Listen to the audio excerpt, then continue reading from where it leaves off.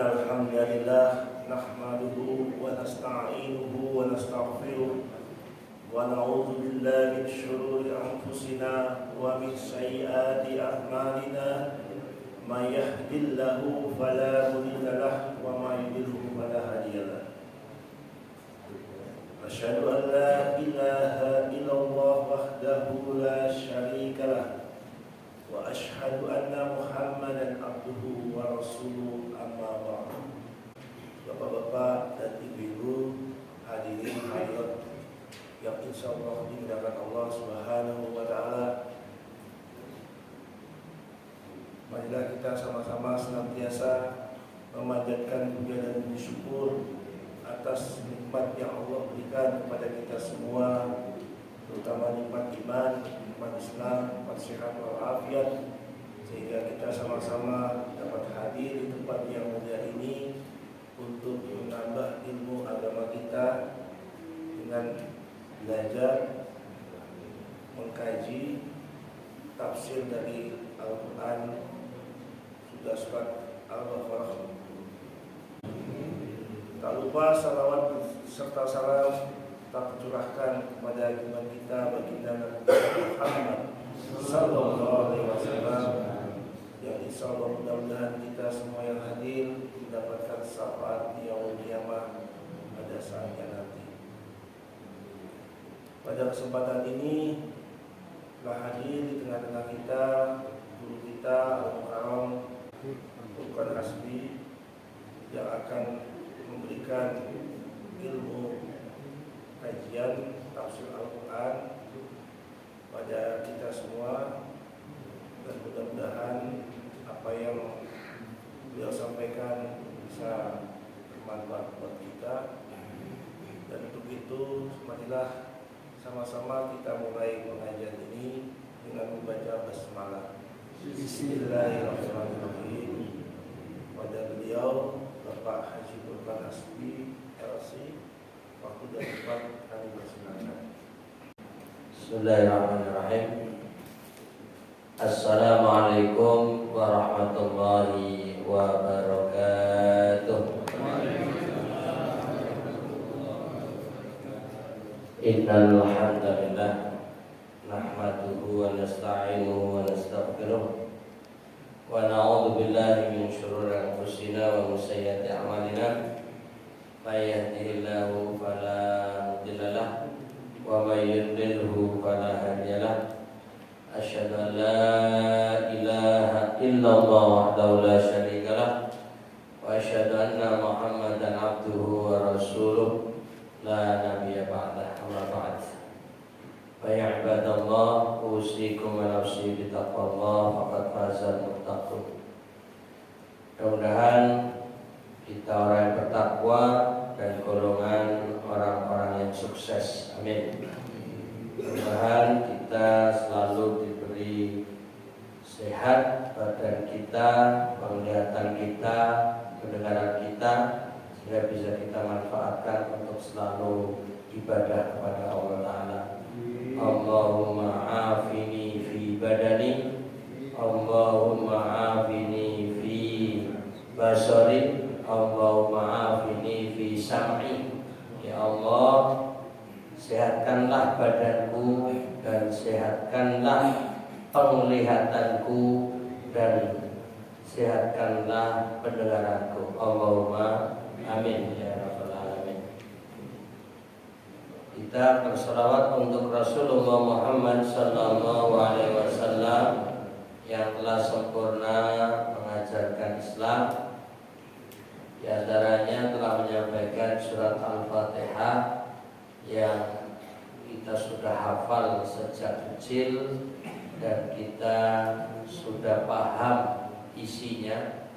Tapi ketika kita mencoba mengikuti alur penjelasan di dalam kitab Tafsir Al-Maraghi, untuk kesekian kalinya kita baca, ternyata belum juga tuntas, menunjukkan betapa Al-Fatihah bagaikan samudra. Artinya sangat luas kandungannya. Walaupun tampaknya cuma 7 ayat, Tapi ketika ayat per ayat kita baca, ini sangat luas maknanya. Dan kita masih pada halaman 22 ya. Halaman 22 ayat 7 ya. Kita akan membaca berkaitan dengan jalan yang lurus ya. Jadi terakhir kita baca halaman berapa ya? 22 ya. 21 sudah tuntas ya.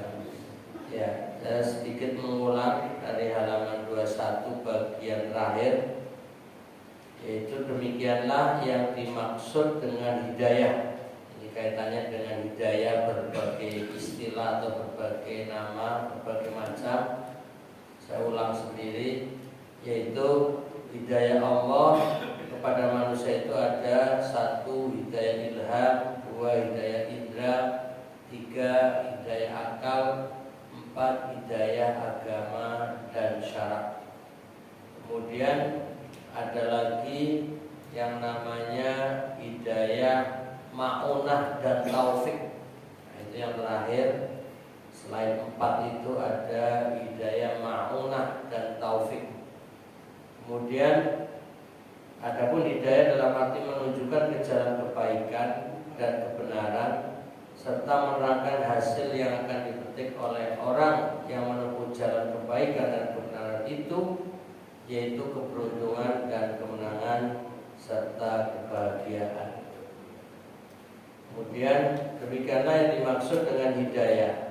Adapun jalan yang lurus, ya kan, ihdinas siratal mustaqim, as-siratal mustaqim adalah yang menyampaikan kepada kebahagiaan hidup di dunia dan di akhirat, yang diliputi akidah, hukum, sopan santun, budi pekerti, dan syariat agama, seperti pengetahuan yang betul tentang Allah, kenabian, keadaan seluruh alam, seluk-beluk masyarakat.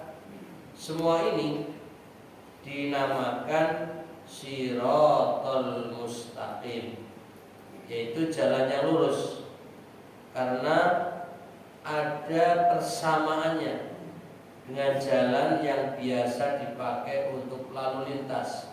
Sebab masing-masing jalan tersebut merupakan alat yang menyampaikan kepada tujuan. Hanya saja perjalanan melalui Shiratal Mustaqim adalah perjalanan maknawi. Jadi dari penjelasan Shiratal Mustaqim, lalu ayat yang ke-7 ini menyebutkan siapa mereka yang telah mendapatkan jalan yang lurus itu, Shiratal Mustaqim. Nah, disinilah kita akan baca ayat 22, ayat 7 di halaman 22, yaitu Shiratal ladzina an'amta 'alaihim ghairil maghdubi 'alaihim waladdallin, yaitu jalan orang-orang yang Engkau telah menganugerahkan nikmat kepada mereka, bukan jalan mereka yang dimurkai, dan bukan pula jalan mereka yang sesat. Sebelum masuk penjelasan, sedikit menganalisa sisi bahasanya. Kita semua sudah hafal-hafalnya, yaitu kata Shiratal ladzina an'amta 'alaihim. Jadi kalau kita perhatikan bahwa jalan yang lurus itu bukan karena kita yang menuju jalan itu sendiri, tapi ada kata-kata an'amta. Nah, ini yang mungkin kita perhatikan. Artinya bukan murni upaya kita sebagai manusia yang menuju ke jalan lurus itu, tapi ada Allah yang menganugerahkan. Jadi an'amta ini Allah sendiri yang membuat kalimat, membuat redaksi bahwa an'amta ini seakan-akan Nabi Muhammad SAW diberi cara komunikasi, diberi cara berdoa.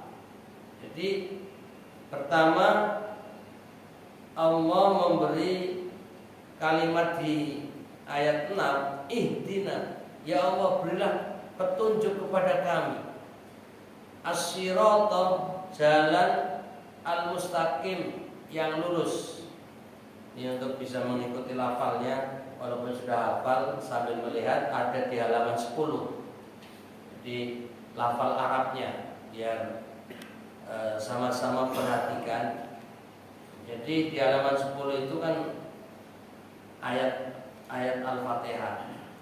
Jadi ini ayat sebenarnya Allah yang memberikan, tapi diberikan kepada Nabi Muhammad SAW untuk mengajari cara berdoa. Cara berdoa, yaitu pertama, ihdina, minta kepada Allah, ya Allah berilah petunjuk kepada kami. Itu menggunakan kata na, kami. Jadi bukan seseorang, bukan satu orang, bukan satunya yang minta, yaitu Nabi sendiri. Jadi Nabi Muhammad SAW diajari minta petunjuk itu bareng-bareng. Ini untuk menunjukkan memohon banyak orang yang mendapat petunjuk, bukan satu orang saja. Padahal ini Allah yang ngajari kepada Nabi Muhammad, bukan menggunakan kata ihdini, berilah petunjuk kepadaku, tapi ihdina. Nah itu bedanya. Kalau ni satu, kalau na kami banyak ya. Jadi artinya biar yang mendapat petunjuk itu jumlah banyak. Dan as-siratal mustaqim, jalan yang lurus itu sudah banyak orang mendapatkan jalan itu. Karena posisi Nabi Muhammad SAW adalah seorang nabi terakhir yang telah mendapatkan petunjuk, dan jalan-jalan ini sudah pernah didapat oleh orang-orang terdahulu. Karenanya lafalnya sirato, jalan, ini kan penjelasan kepada kata sebelumnya as-sirato. Jalan yang seperti apa? Mustaqim itu, yang lurus itu. Alladzina, yaitu jalan mereka, yaitu orang-orang yang an'amta, engkau telah beri nikmat. Nah ini yang unik adalah bukan sirata alladzina ya, atau jalan yang mereka tempuh itu, tapi an'amta alaihim. Ini juga suatu rahasia kata yang menunjukkan bahwa orang yang mendapatkan jalan lurus, orang yang mendapatkan petunjuk, ini memang ma'unah, itu memang taufik, jadi anugerah.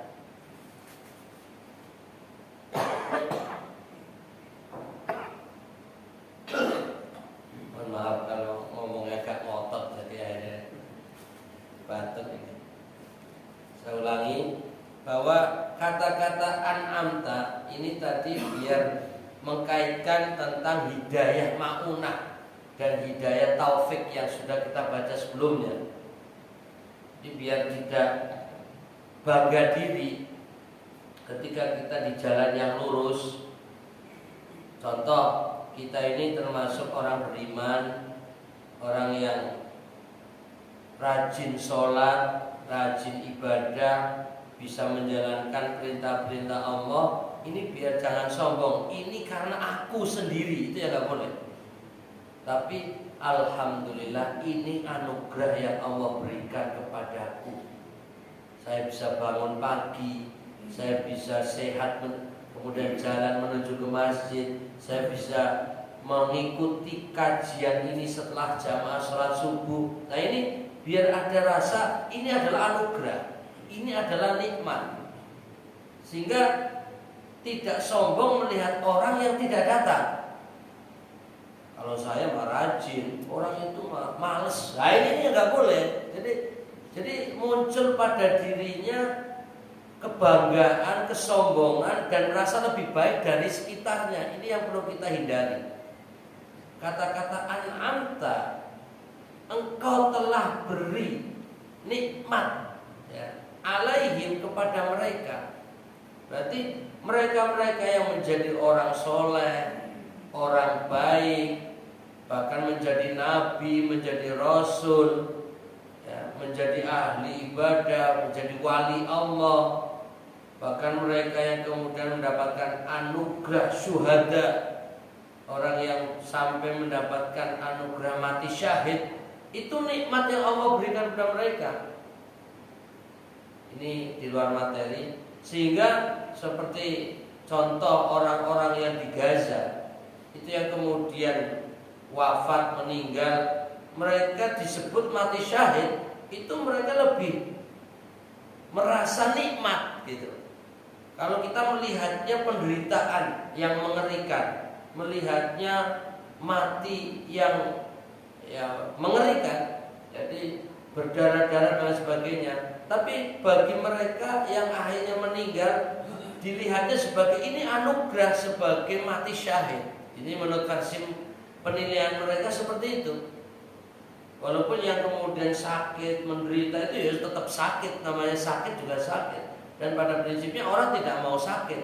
Tapi kalau sudah terkena bom dan lain sebagainya, hanya mereka bisa menghibur diri. Ya inilah yang Allah berikan, alhamdulillah. Jadi mereka malah ketika merasa sakit, mereka alhamdulillah. Ujian semakin besar, maka semakin besar pula pahala yang didapat, karena mereka melihatnya sebagai anugerah. Wah ini kelas tinggi, kalau kita kayaknya nggak bisa ya. Jadi karena lingkungan kita berbeda, mereka sudah dilatih mentalnya. Jadi tidak banyak orang mengeluh. Berbeda dengan ada juga mereka-mereka yang kemudian menjadi pejuang, para mujahidinnya yang berani berperang, itu malah seandainya tertembak atau terbom, kena rudal, mereka nggak takut, nggak menyesal, nggak menghindar. Ya sudah, ini anugerah. Jadi mereka menyerang lawan dengan siap-siap, kalau mati ya sudah, ini syahid. Berbeda dengan tentara-tentara Zionis, mereka ketakutan mati gitu, mereka ngeri, nggak mau perang sebenarnya, mereka terpaksa perang karena dipaksa oleh pimpinan mereka. Jadi beda mental. Nah ini pentingnya kita menanamkan mental bahwa apapun yang kita dapat itu an'amta, yang telah engkau berikan. Ini ma'unah, sebagai anugerah, taufik yang diridhoi Allah. Jadi alhamdulillah pagi hari ini kita sampai ke masjid ini sebagai ma'unah, sebagai taufik yang Allah berikan kepada kita semua. Alhamdulillahirabbil alamin. Jadi biar adem, biar aman, nyaman, tentram, dan itu yang kita rasakan, tanpa kita harus melihat orang lain ya, kekurangan-kekurangannya, tanpa melihat orang lain yang tidak datang dengan menilai malas dan sebagainya. Mereka belum dapat ma'unah, mereka belum dapat taufik, mereka belum mendapatkan nikmat yang kita dapat. Tapi bukan berarti juga kita tidak mengajak. Tetap kita mengajak mereka untuk hadir, mengajak mereka untuk sholat jamaah, mengajak mereka untuk thalabul ilmi. Adapun mereka kemudian datang, itu nikmat yang Allah berikan kepada mereka. Kalau toh tidak datang, berarti Allah belum memberi ma'unah kepadanya. Itu saja. Jadi jangan kemudian kitanya yang emosi. Tiap hari sudah saya ajak, gak mau datang. Sudah saya beritahu, gak juga Perhatikan. Jadi malah merasa dirinya yang punya kepentingan, seperti dirinya yang punya kekuatan, sehingga ketika tidak mengikuti apa yang kita inginkan, yang muncul emosi, ya, menyalahkan dan seterusnya dan seterusnya. Ini yang perlu kita luruskan. Artinya jangan seperti itu. Nah, ini pentingnya kita mengkaji kata an'amta, bahwa ternyata hidayah itu adalah nikmat yang Allah berikan. Jalan lurus itu adalah an'amta, nikmat yang telah Engkau berikan alaihim, kepada mereka. Alladzina, mereka yang telah diberi itu siapa? Tentu penjelasannya sangat panjang, tapi diantaranya yaitu mereka adalah orang-orang yang diberi nikmat oleh Allah. Bisa kita buka lagi halaman 22. Orang yang telah diberi nikmat oleh Allah ialah para nabi, orang-orang yang siddiq. Salah satunya diantaranya ada Abu Bakar As-Siddiq, ya, yaitu orang yang percaya, orang-orang yang soleh dari umat-umat dahulu. Nah, ini juga perlu kita ingat. Orang soleh itu bukan hanya khusus untuk orang Islam yang umat Nabi Muhammad SAW saja. Jadi sebenarnya orang-orang terdahulu, termasuk orang-orang Yahudi yang mengikuti Nabi Musa, itu juga ada orang solehnya. Orang-orang Nasrani yang mengikuti Nabi Isa, mereka juga ada orang-orang solehnya. Atau para nabi dan pengikutnya terdahulu, mereka adalah orang-orang soleh. Jadi biar kita tidak hanya memahami orang soleh itu hanya orang Islam, hanya sebatas umat Nabi Muhammad SAW, sehingga berpikir surga ini hanya untuk orang Islam, umat Nabi Muhammad SAW saja. Bahkan banyak sekali dari umat Nabi Musa yang nanti berbondong-bondong bersama Nabi Musa alaihissalam masuk surga. Banyak juga pengikut para nabi, Ibrahim, ya, ada nabi-nabi yang lain itu yang bersama para nabi itu. Nah, ini biar kita meluas sedikit umat-umat dahulu. Nah, ini juga menjadi catatan umat-umat dahulu. Karena ayat ini ketika diturunkan kepada Nabi Muhammad SAW, ini Nabi sendiri masih proses untuk mendapatkan pengikut, masih untuk mendapatkan umat. Dan doanya adalah seperti untuk mengikuti jejak umat terdahulu.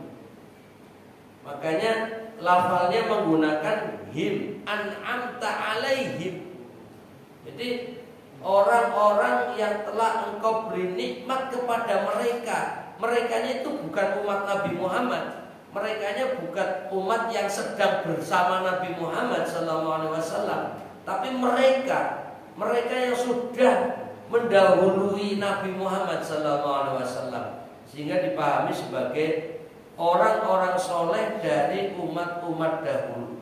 Nah, ini yang sudah kita baca Al-Fatihah tiap hari mesti harus kita pahami, biar kita tidak merasa monopoli surga, merasa bahwa yang mendapatkan anugerah kebaikan, nikmat yang Allah berikan hanya kita umat Muhammad SAW. Ingat, umat Nabi Muhammad ini umat terakhir.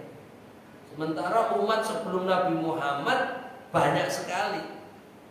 Bahkan kalau kita lihat catatan para nabi dan para rasul, itu jumlahnya bukan hanya 25. Seperti para rasul sendiri disebutkan ada 315 rasul. Itu rasul. Nabinya lebih banyak lagi, ratusan ribu, ya. Jadi artinya bahwa orang-orang baik, orang-orang soleh Ya, itu yang mengikuti para nabi terdahulu yang jumlahnya ratusan ribu dan mengikuti para rasul itu jumlahnya sangat banyak, dan itu ada sebelum umat Islam pengikut Nabi Muhammad SAW. Ini biar kita membayangkan masa lalu. Jadi kita itu sebenarnya generasi terakhir. Saat Nabi Muhammad SAW hidup pun merasa generasi terakhir, dan kiamat sudah dekat. Nah, padahal kita dengan Nabi saja, Nabi Muhammad SAW itu sudah hampir 1.500 tahun. Nah, ini lebih terakhir lagi. Makanya setiap kali kita bahas kiamat, sepertinya kiamat mau terjadi di zaman kita ini. Seperti sekarang menggambarkan bahwa adanya perang Yahudi, ya, Zionis Yahudi dengan Hamas di Gaza dan para pendukung Hamas Palestina, ini makin dipahami inilah tanda-tanda kiamat gitu. Jadi kalau kemudian nanti Zionis, ya, dari kalangan Israel Yahudi ini habis, lah ini kiamat terjadi. Jadi, semua orang itu mengkait-kaitkan. Satu sisi perang umat Islam dengan Yahudi, sisi yang lain di daerah, ya, Mekah ini nanti suasananya semakin tidak Islami. Wah, ini ada kait-kaitan ini. Jadi di Palestina perang, sementara di Saudi yang membawahi Mekah Madinah ini semakin mengeropakan gitu loh. Jadi mau menjadikan Saudi itu seperti Eropa. Nah, gambaran kita kalau Eropa ya tidak Islami gitu loh. Sehingga ada kesan, wah ini mulai tanda-tanda ini.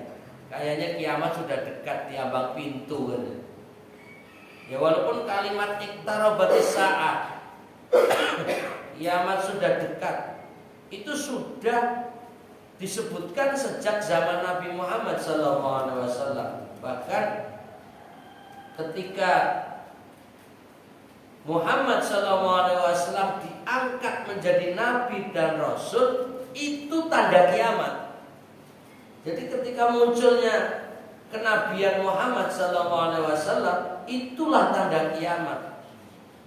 Walaupun pada kenyataannya sampai hari ini belum terjadi kiamat kubro, tapi terus diberitahu akan terjadi kiamat, dan kita nggak tahu apakah memang saatnya sudah dekat, ataukah masih ada waktu ke depan lagi.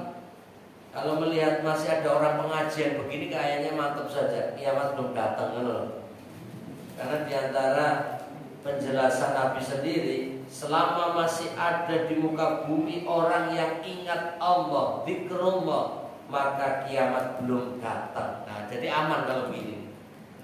Jadi artinya masih ada orang pengajian, masih ada orang yang mau zikir, masih ada orang yang membaca Quran, sholat dan seterusnya. Ini pertanda belum, ya, datang kiamat. Nah, jadi walaupun ini hari Jumat aman, gitu.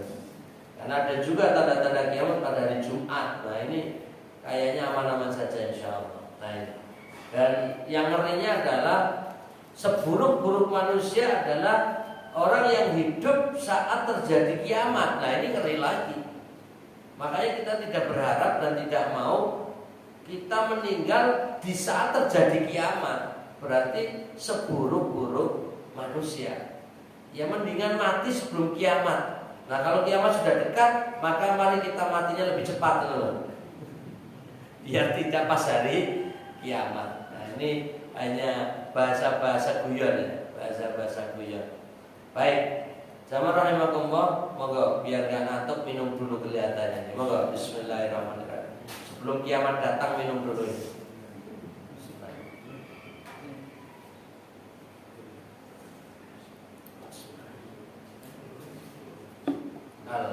Monggo dirahapi tehnya, monggo Bapak. Kita akan melanjutkan penjelasan berkaitan dengan orang-orang yang mendapatkan nikmat. di ayat ini hanya disebutkan oleh Tuhan dengan ringkas saja. Sedang perinciannya lebih lanjut diterangkan dalam beberapa tempat dalam Al-Qur'anul Karim. Nah, makanya surat ini disebut Al-Fatihah, surat pembuka. Bahasa lainnya muqaddimah atau pengantar. Jadi satu penggalan ayat ini sebagai pembuka ya secara umum. Nanti rinciannya ada di berbagai surat di dalam Al-Qur'an. Ada di banyak ayat. Siapa mereka-mereka yang mendapatkan nikmat itu dengan dibuat sebuah kisah-kisah para nabi, para rasul, para umat-umat terdahulu. Itu nanti diceritakan di dalam Al-Qur'an. Jadi Al-Fatihah kenapa kemudian kita baca berulang-ulang? Ini karena sebagai intisari Al-Qur'an. Jadi apa yang ada di dalam ayat-ayat Al-Qur'an ya, yang dalam surat-surat yang ada itu sudah diambil poin-poinnya di dalam surat Al-Fatihah.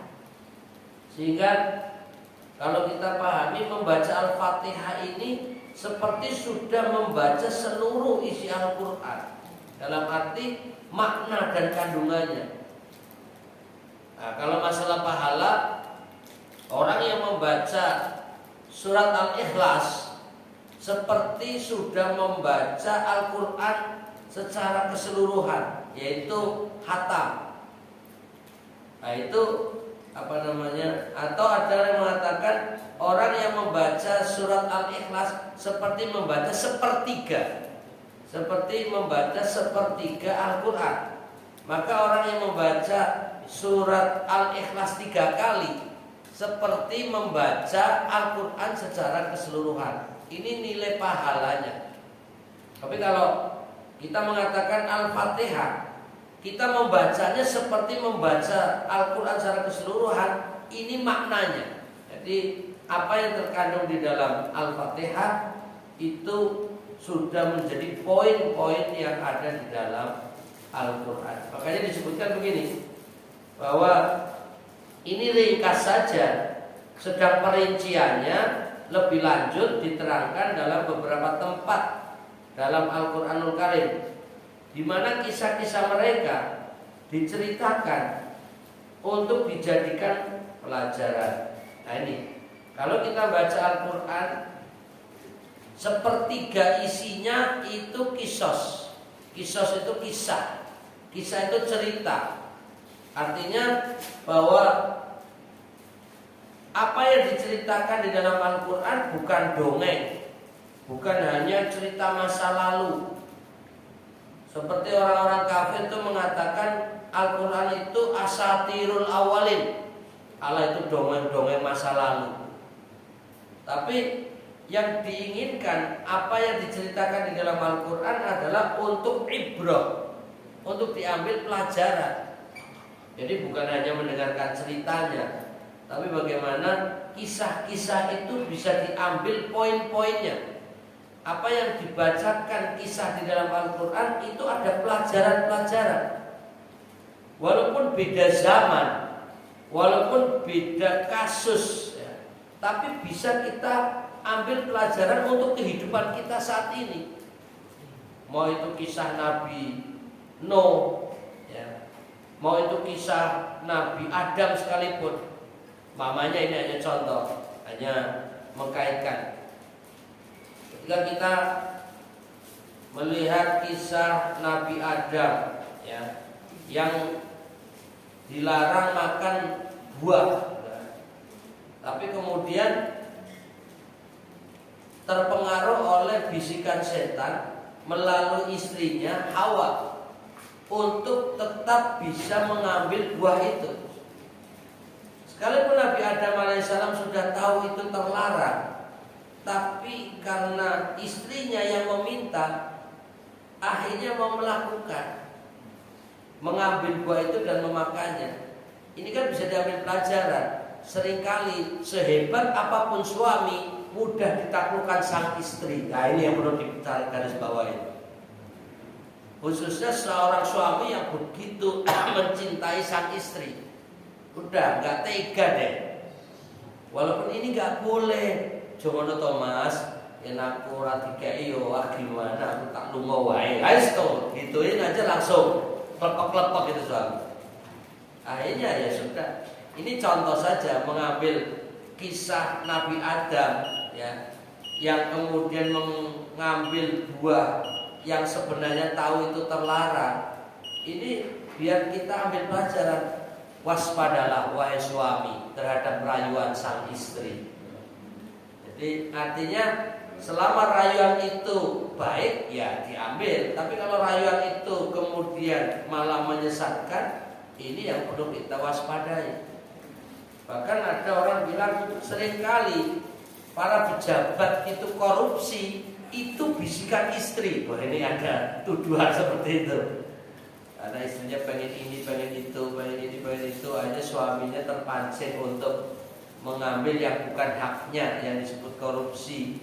Itu ada yang cerita salah seorang pejabat yang wah ini kebanyakan pejabat itu korupsi, itu justru dimulai dari istrinya. Ternyata kisah Nabi Adam itu bisa diambil pelajaran. Tak disadari seringkali suami melakukan hal-hal yang terlarang, itu justru dibisiki sang istri. Walaupun nanti istri juga itu karena bisikan setan. Nah ini yang disalahkan, ujung-ujungnya setan itu. Tapi juga setan membela diri. Aku kan punya SIM, surat izin menggoda. Jadi kalau saya tidak menggoda, saya tidak melakukan tugas saja itu. Jadi yang bulat itu. Nabi Adam merasa dirayu istrinya, istrinya merayu suaminya karena bisikan setan. Setannya sendiri, ini saya sudah punya SIM, surat izin menggoda, resmi diizinkan Allah gitu. Wah ini artinya membela diri. Jadi orang melakukan kesalahan kadang tidak mau dikatakan salah, tapi membela diri bukan karena aku, karena dia karena dia, muter gitu. Nah ini yang perlu kita waspadai. Ini hanya salah satu contoh bahwa kisah-kisah di dalam Al-Quran itu bukan hanya dongeng. Jadi yang baik-baik juga tentunya bagaimana para nabi berjuang dalam menyampaikan risalahnya, dakwahnya itu tidak dengan ringan. Bagaimana Nabi Nuh yang sudah berdakwah sampai 900 berapa? 50 tahun. 950 tahun umatnya sedikit. Ini juga bisa diambil pelajaran. Menyampaikan dakwah itu harus tetap, terlepas hasilnya, dapat pengikut atau tidak, itu bukan menjadi utama. Tapi yang penting menyampaikan kebaikan, yang menyampaikan kebenaran. Masalah didengar, dipahami, diikuti atau tidak, itu Allah yang memberi ma'unah dan taufik. Ya, contoh umpamanya saya menyampaikan materi ini, kok pada ngantuk, ya sudah memang ma'unahnya ngantuk noe. Jadi yang penting sudah tersampaikan. Tapi syukur-syukur kalau dibalik ngantuk itu menyimak dengan baik kan itu. Nah ini artinya biar kita juga tidak terbebani ketika menyampaikan kebaikan. Kok banyak yang tidak memperhatikan, mengajak kepada kebenaran, kok tidak ada yang mengikuti. Ya sudah, yang penting alainal bala, tugas kami adalah menyampaikan. Masalah nanti ada pengikut atau tidak, itu Allah lah yang memberi anugerah kepada mereka yang mengikuti. Kalaupun tidak, ya ini kehendak Allah. Ini contoh pelajaran kisah tentang Nabi Nuh. Sampai-sampai istrinya pun gak mau ikut. Kita sudah tahu cerita panjangnya. Kita pun tahu anaknya pun gak mau taat, gak manut. Nah kita sudah tahu ceritanya. Itu bukan hanya sekedar cerita masa lalu, tapi itu akan terjadi masa kini. Dan itu sepanjang zaman. Ada suami yang baik, istrinya tidak baik, anaknya tidak taat. Itu ada. Itu terjadi pada seorang nabi. Apalagi manusia seperti kita, orang biasa. Jadi wajar saja, biar tidak terbebani mental kita. Sudah menasihati anaknya, sudah mengingatkan istrinya, kok ya ora taat, ora manut, tidak berbuat baik. Ya Allah, saya pasrahkan hanya kepadamu. Berilah petunjuk mereka. Nah ini contoh bagaimana kita menyikapi masalah yang ada di sekitar kita. Juga bagaimana Nabi Musa dengan Khidir, itu kisah yang unik juga.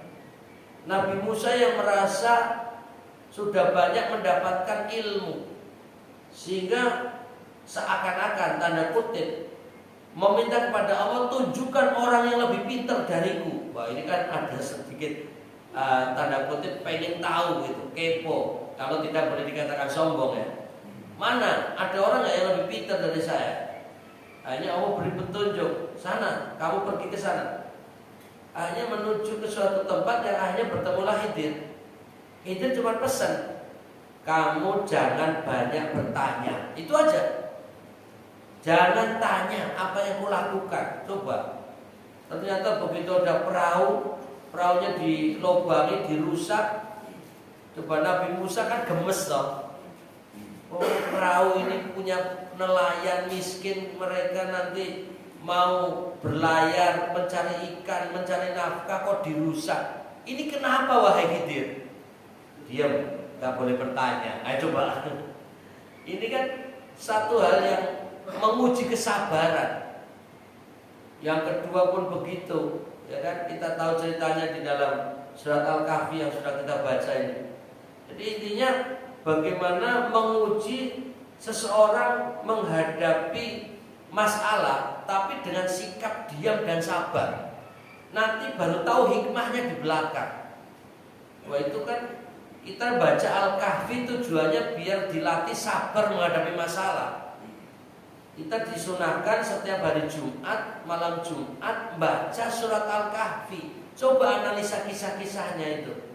Salah satunya pertemuan Nabi Musa dengan Khidir. Bagaimana menghadapi masalah yang unik-unik itu.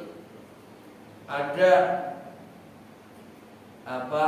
warga yang didatangi tidak mau menerima tamu. Warga itu tidak mau memberi fasilitas untuk menginap, boro-boro ngasih makan dan minum. Tiba-tiba di pojokan kampung ada semacam tembok atau tugu yang mau roboh. Lalu Khidir malah memperbaiki. Kan Nabi Musa secara logisnya begini, lo ngapain kita memperbaiki tugu yang tidak ada pemiliknya? Mendingan kita kerja di kampung itu, biar kita dapat upah, bisa untuk pembekalan perjalanan kita. Kok malah bangun atau perbaiki tugu yang tak bertuan, kita rugi. Logikanya benar Nabi Musa. Tapi Khidir bilang, sudah, gak usah banyak nanya kamu. Wah, coba berat sekali. Jadi ternyata yang namanya untuk mendapatkan ilmu itu butuh perjalanan waktu yang panjang, penuh dengan teka-teki, penuh dengan kesabaran. Nah, ini juga biar kita ambil pelajaran. Yang lebih ngeri lagi bagaimana Khidir membunuh anak kecil yang tidak berdosa. Nabi Musa bertanya, kenapa masih kecil, gak salah ngapain kamu bunuh itu? Sudah, gak usah banyak nanya. Nah, ini juga biar kita mengambil dan memetik hikmah dari kisah-kisah Al-Quran. Makanya di dalam penjelasan Al-Fatihah itu hanya simpel, singkat, tapi kisah-kisah yang mereka anugerah nikmat-nikmat itu diceritakan untuk dijadikan pelajaran. Itu tadi kisah Nabi Khidir dan Nabi Musa itu silakan diambil pelajarannya. Bagaimana jawaban Nabi Khidir kepada Nabi Musa, silakan dibaca di dalam surat Al-Kahfi itu. Dengan memperhatikan keadaan mereka, sehingga menjadi teladan yang baik bagi kita dalam mencari hidup yang bahagia dan menjauhkan diri dari jalan yang membawa pada kecelakaan dan kehancuran. Kita diperintahkan Allah untuk mengikuti jejak orang-orang yang sebelum kita. Karena agama Allah hanyalah satu pada segala zaman. Nah, ini satu poin. Mau itu Nabi Adam, Nabi Nuh, ya, Nabi Ibrahim, dan nabi-nabi yang lain, Nabi Musa, Nabi Isa, Nabi Muhammad, itu satu. Misinya sama, ajarannya satu. Nah, ini yang perlu kita ingat. Hanyalah satu pada segala zaman, yaitu iman kepada Allah, iman kepada Rasulnya, iman kepada hari akhirat, ya. Kemudian berbudi luhur, nah ini akhlak, berbuat baik, ini amal soleh, dan meninggalkan perbuatan yang jahat, yaitu meninggalkan yang maksiat. Nah ini, sehingga perlu ada pengingat, an-nahyu anil munkar, yaitu mencegah dari kemungkaran. Adapun yang lain dari itu adalah cabang-cabang dari hukum-hukum yang berbeda-beda menurut perbedaan zaman dan tempat. Iya, para nabi ajarannya sama, tapi mungkin syariat, sholatnya, tata caranya, bacaannya bisa beda. Doanya ada yang sama, ada yang beda. Puasanya pun bisa sama-sama puasa, tapi caranya beda. Sedekah, cara bersedekahnya pun intinya sama, mengeluarkan harta. Cuma yang diberikan kepada siapapun itu yang mungkin bisa beda. Itu namanya cabang. Jadi tata cara syariatnya itu bisa berbeda. Jadi hukum-hukumnya, halal haramnya itu bisa berbeda.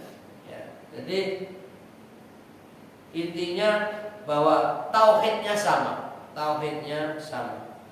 Kemudian ini perlu kita cek, ini surat yang ditunjukkan oleh Allah Ta'ala dalam firman-Nya, itu Quran, ya, surat yang keempat, ya. Ayat berapa itu? Surat 4, yaitu surat An-Nisa ayat 163. Ini waktunya sudah habis, boleh nambah dikit ya. Di sana disebutkan, A'udzubillahi minasyaitonir rajim. Inna auhayna ilaika kama auhayna ila Nuh kama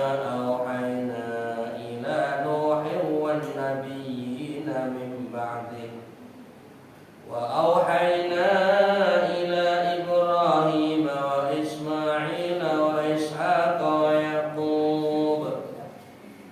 ويعقوب والأسباط وعيسى وأيوب ويونس وهارون وسليمان وآتينا داود زبورا. Sesungguhnya kami mewahyukan kepada Muhammad sebagaimana kami telah mewahyukan kepada Nuh dan nabi-nabi setelahnya, dan kami telah mewahyukan pula kepada Ibrahim, Ismail, Ishak, Yakub dan anak cucunya, Isa, Ayub, Yunus, Harun dan Sulaiman, dan kami telah memberikan kitab Zabur kepada Daud. Ini ayat untuk menggambarkan bahwa para nabi terdahulu telah mendapatkan wahyu. Sekalipun di sini di dalam menyebutkan, ya, nama nabi tidak urut zaman, ya, tapi intinya mereka mendapatkan wahyu. Karena di sini ada Isa, ya, disebutkan lebih dahulu daripada Ayub.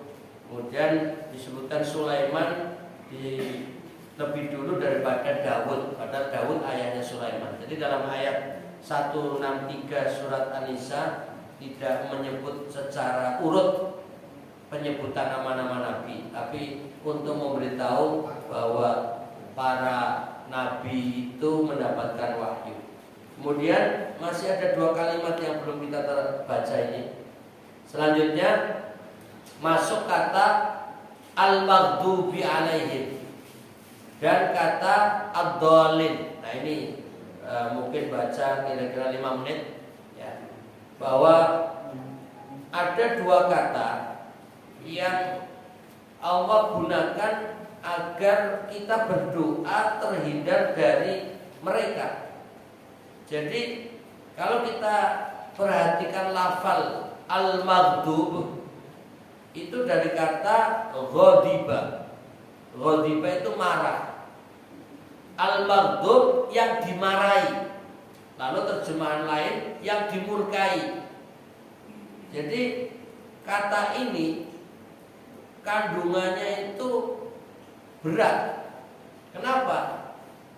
Sesuatu yang dimurkai, sesuatu yang dibenci, ya, atau yang dimarahi itu berarti buruk, jelek, jahat. Contoh, mungkin ada ayah marah pada anaknya. Nah, awalnya anak ini baik-baik saja, tapi mungkin melakukan sesuatu yang tidak diharapkan orang tuanya atau melanggar aturan. Lalu sang ayah marah. Berarti anak ini namanya maghdub. Anak ini yang dimarahi. Anak ini sedang dalam posisi yang dimurkai, dalam keadaan yang dibenci oleh orang tuanya. Nah, di sini kata yang kemudian dimaknai secara umum. Saya hanya menarik contoh orang tua dengan anak untuk memahamkan lebih gampang saja. Nah, ini Allah telah memberi penjelasan tentang kebaikan-kebaikan melalui para nabi. Tapi orang-orang yang diberitahu menolak, tidak mau mengikuti, bahkan melawan, lebih dari itu membunuh para nabi. Nah, ini namanya mereka ini dibenci Allah, mereka dimurkai Allah. Nah, cuma lafalnya menggunakan kata al-maghdub. Jadi biar tidak tersebut lafal Allah itu sendiri. Jadi sebenarnya maknanya ghadiballahu alaihim. Allah marah kepada mereka. Tapi seringkali lafal Allah tidak disertakan dengan kata yang mengandung unsur keburukan. Makanya menggunakan kata maghdub, biar lafal Allah tidak disertakan dalam lafal maghdub ini. Nah, ini sedikit menganalisa bahasa.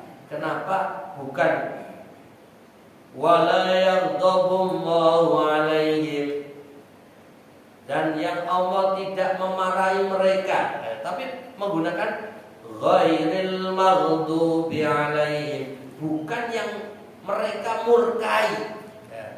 Artinya Allah murka kepada mereka, tapi lafal Allah tidak mau nempel dengan kata maghdub. Jadi singkatnya, lafal Allah seringkali dihindarkan dari lafal keburukan. Nah, kalau hanya lafal saja, ini menunjukkan Allah sangat jauh dari keburukan, dari sifat-sifat buruk. Nah, demikian pula kita berharap jangan sampai nama kita terbawa bersama orang yang dimurkai. Nah, ini ngeri kita. Umpamanya ada keluarga kita yang melakukan keburukan, lalu tercatat nama kita. Oh, anaknya sopo? Oh, anaknya Pak Furkon nih. Aduh, namaku dibawa itu terseret. Ini rasanya saya yang tidak melakukan keburukan pun tercoreng nama, karena akulah umpamanya anak saya umpamanya. Nah, ini yang kita tidak mau.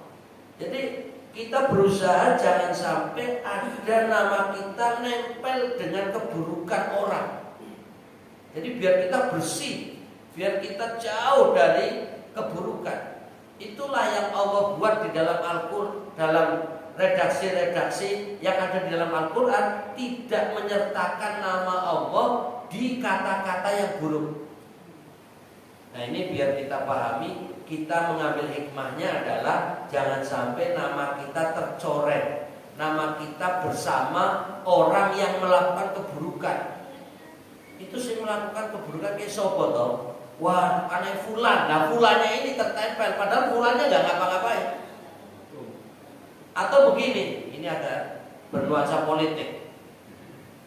Umpamanya ada seorang menteri melakukan korupsi. Kuwi menterine sopo? Presidennya fulan. Nah, fulan presiden ini kena ini. Jadi walaupun presidennya katakan tidak melakukan korupsi, tapi kok para menterinya melakukan korupsi, maka presiden ini tercoreng karena ulah perbuatan dari para menterinya itu. Maka seharusnya seorang presiden yang baik, biar tidak tercoreng namanya, ini harus disingkirkan mereka-mereka yang melakukan korupsi. Tapi kalau presidennya diam atau bahkan melindungi, berarti dia suka keburukan. Waspadalah, waspadalah. Harus cerdas secara menganalisa. Demikian info pagi.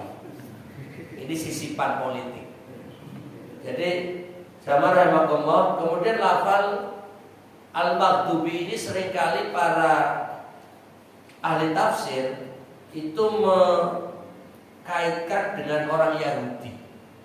Jadi karena orang Yahudi seringkali diajak melakukan kebaikan, menolak. Orang Yahudi bahkan melakukan pembunuhan terhadap para nabi. Jadi sejarah kelam orang-orang Yahudi terhadap para nabi itu memang ada.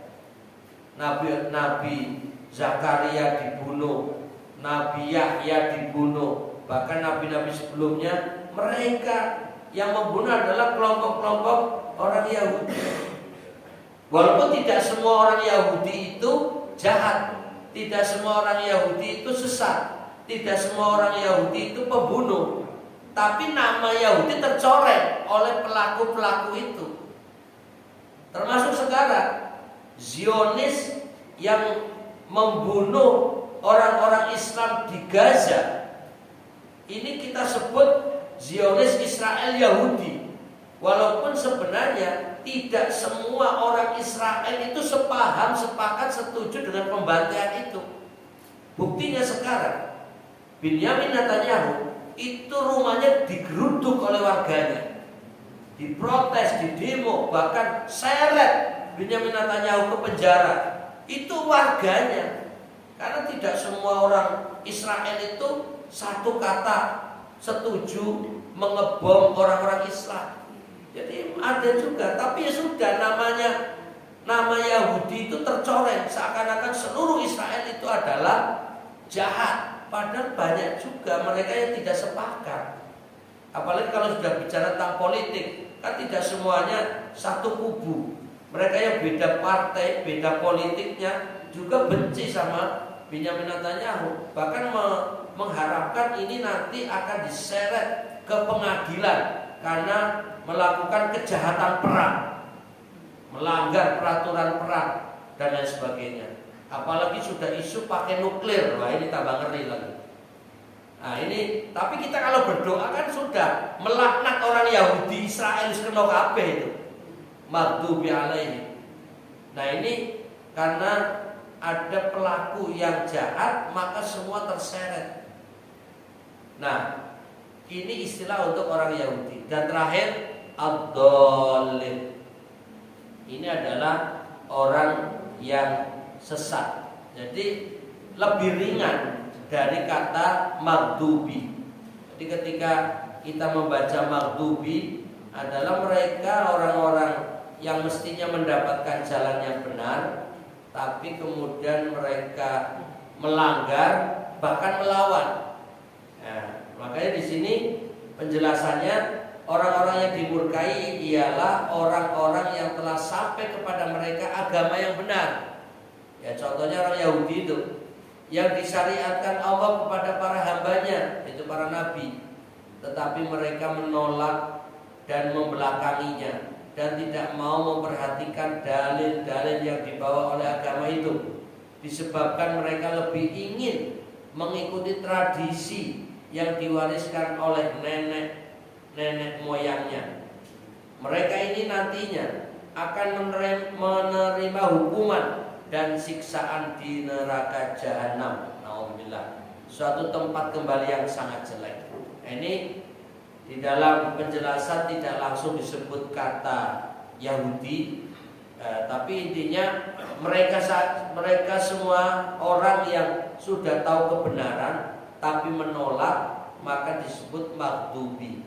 Sehingga bisa saja menarik orang Islam yang sudah mendengar kebaikan, sudah tahu kebenaran, tapi tidak mau mendengarkan, tidak mau menjalankan, malah menolak, melawan, menentang, memusuhi, maka termasuk maghdubi, dimurkai alaihi pada mereka. Naudzubillah. Jangan sampai hanya KTP-nya Islam tapi menolak kebenaran. Ini bisa masuk dalam maghdubi alaihi.